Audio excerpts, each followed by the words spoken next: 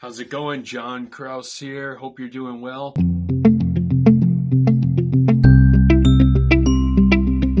I wanted to give some insight on the market, and I keep hearing this a lot from people, and it does make sense, but it's all about our perspective, I guess. And I just wanted to share some perspective on the question I get all the time is, the rates are high.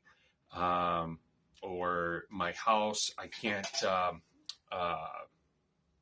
maybe I want to sell it, but I know I'm going to get a lot, but I don't want to pay too much for the next house I'm buying.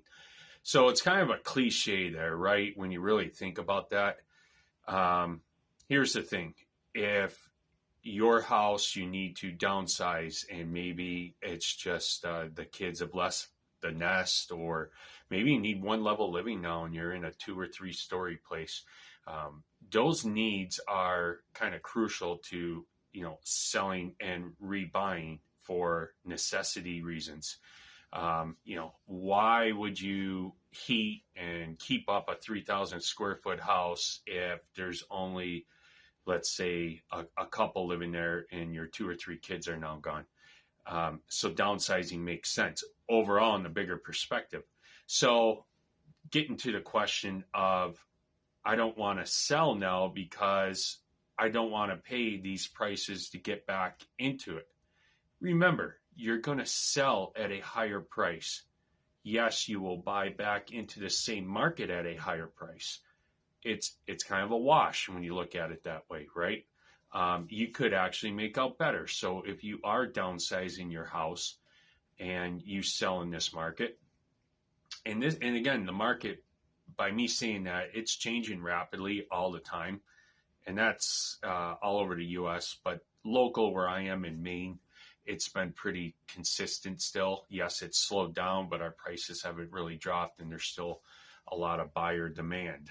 So with that said, selling your house at, let's say, $500,000 and purchasing a smaller house for $400,000, yes, you're reducing, you're creating that movement where it's going to benefit you and your personal needs of your day-to-day living to not stay in your current place. Now, if you're on the other side of that where you've got to get a bigger house, so we've grown out of this 3-bedroom, 1-bath, 1,200 square foot house, we want something bigger, where there's another bathroom and there's 2,000 square foot. Okay, so let's look at the same scenario. You're going to sell that place in today's market. You're also going to buy in at a higher price. However, you're going to pay that gap here in any market. So if the market's gone from a seller's market to a buyer's market, guess what's going to happen? The same thing. However, price points are going to be lower. So if I'm selling right now for $500,000 and buying for $650,000, maybe in a year you might be selling for $425,000 and you're buying back in for $600,000. It's all going to be about the same. Now, people that do investment properties and stuff, that market, you can kind of time things out, sell when things are high, and maybe you don't buy back in for, who knows, it could be 2 to 5 years before the market shifts again. But for all my investor friends and people out there that watch this, just know, do your calculations. I have rental properties. I'm an investor myself. Do your calculations, because selling that house now and waiting for the market to go down in order to rebuy in, are you going to lose out on that much rent over those 2, 5 years, whatever you think your timing might be that the market is? And trust me, nobody knows. You may think it's going to happen, but hey, if we could predict the future, we'd be all in a way better situation. You use your own data. Maybe sometimes it's gut feeling. But figure out what rent you're going to lose in that time and what profit you will have made, and appreciation on the house, or it could be depreciation in terms of overall value. Figure that equation out and make sure you're doing the right thing there, because I've done this a few times on my properties where I thought it was the right decision. And once I do the math, it's not. It didn't make sense. And I'm glad, because like 2 years ago, I was looking to sell a place. And that property, as I thought it would, has come down in value, but rents haven't. Rents have stayed solid. So remember that, investors. There's a equation there to really think about before you go making a move. Again, if you're getting out of it and you need to sell your house and you're not going to buy back in, wait for a market cap and, talk to your agent or give me a call. We can look into it for you and see if the timing's right to do that. But anyways, getting back to my original is a question that I get all the time. I don't want to sell in this market because of this. Well, remember that. And right now it has a little bit to do with the rates, right? I've got a mortgage left and it's 3.5 on my mortgage. I don't want to sell this house and buy with a 6% mortgage. However, again, look at the perspective and what you're accomplishing. Will you meet needs of what you'd like to do that will better your lifestyle?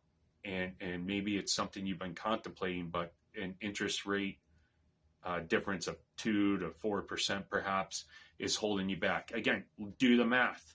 See how much cash you can get out of your sale and how much you're going to buy back in and what your remaining mortgage will be. I mean, you'd be surprised. Sometimes it's not that big of a difference price-wise, and you're going to get what you want at the end of the day. Hey, we have a short life. Move forward on things. And the good thing is, down the road, those rates, you're waiting for a lower rate. It may never happen.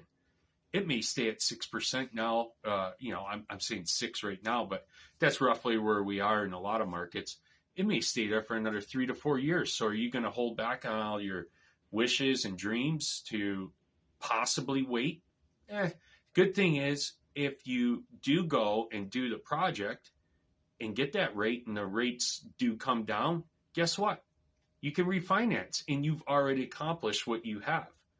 So go forward with what you're going to do. Call me about information and my thoughts, and everybody's situation's unique, but I'd love to shed insight on it. And it's perspective, really. I'm a professional in this business, doing this every day, and would love to help anybody out if they're having questions on some of these potential holdups that you're running into with what you're hearing or what you're seeing.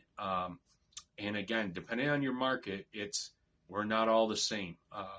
Maine is different than California, then different than Texas and Florida, and individual towns and cities in each of those states are all different. So again, reach out to me.